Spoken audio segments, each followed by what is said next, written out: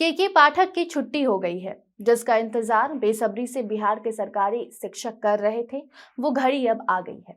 के पाठक अब छुट्टी पर जा रहे हैं। मतलब ये है कि अब बिहार के शिक्षा विभाग में नए अपर मुख्य सचिव चुने जाएंगे। के पाठक ने अपने पद को अलविदा कह दिया है। और शायद ये खबर बिहार के सरकारी शिक्षकों के लिए अच्छी खबर बन गई हो, लेकिन बिहार के शिक्षा व्यवस्था के लिए ये बहुत ही बुरी खबर है।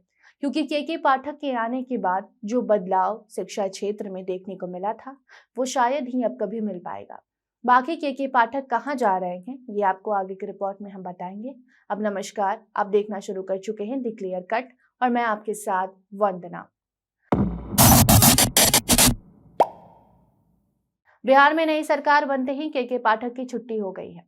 नीतीश कुमार ने के पाठक को लेकर केंद्र के लिए अब काम करने का फैसला ले लिया है। मतलब कि के पाठक को केंद्र में प्रतिनियुक्ति पर भेजने का फैसला नीतीश सरकार का है। हालांकि खबर ये भी चल रही है कि के पाठक ने खुद ही केंद्रीय प्रतिनियुक्ति पर जाने को लेकर बिहार सरकार को पत्र लिखा था, जिस पर सरकार ने मंजूरी दे दी है।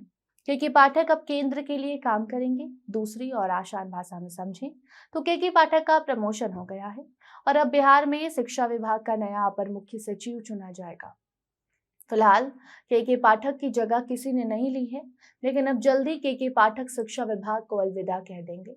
आपको बता दें कि के पाठक ने साल 2023 के जून महीने में शिक्षा विभाग की अपर मुख्य सचिव का पदभार संभाला था और जब से उन्होंने बिहार के शिक्षा विभाग की कमान संभाली थी, तभी से सुर्खियों में रहे। कोई ऐसा हफ्ता नहीं रहा जब के पाठक ने कोई नया नियम सरकारी स्कूल और सरकारी स्कूल में पढ़ाने वाले शिक्षकों को लेकर नहीं लाया हो।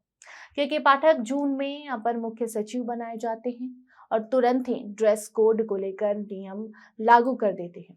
के पाठक ने जैसे ही सरकारी शिक्षकों को जीन्स पैंट पहनने से मना किया, वैसे ही चारों तरफ शिक्षा विभाग में हड़कंप मच गया। उसके बाद कभी बच्चों की छुट्टियों को लेकर तो कभी शिक्षकों की छुट्टी को लेकर भी के पाठक खूब सुर्खियां बटोरते रहे।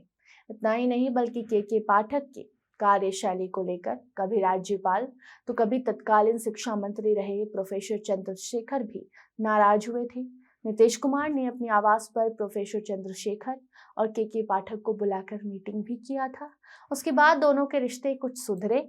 बावजूद इसके के पाठक स्कूलों के नियम बदलते रहे और बार बार सुर्खियों में आते रहे। अब के पाठक तो अपर मुख्य सचिव के पद से हट जाएंगे।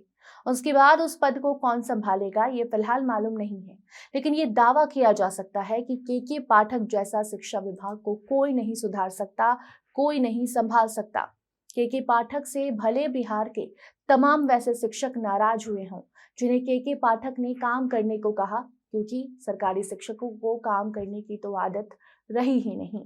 मगर बिहार के सरकारी स्कूल में पढ़ने वाले बच्चे हों या फिर उनके अभिभावक, दोनों ही के पाठक से काफी ज्यादा प्रभावित हुए, उनसे खुश हुए, क्योंकि के पाठक ने बिहार के शिक्षा व्यवस्था को सुधार दिया था।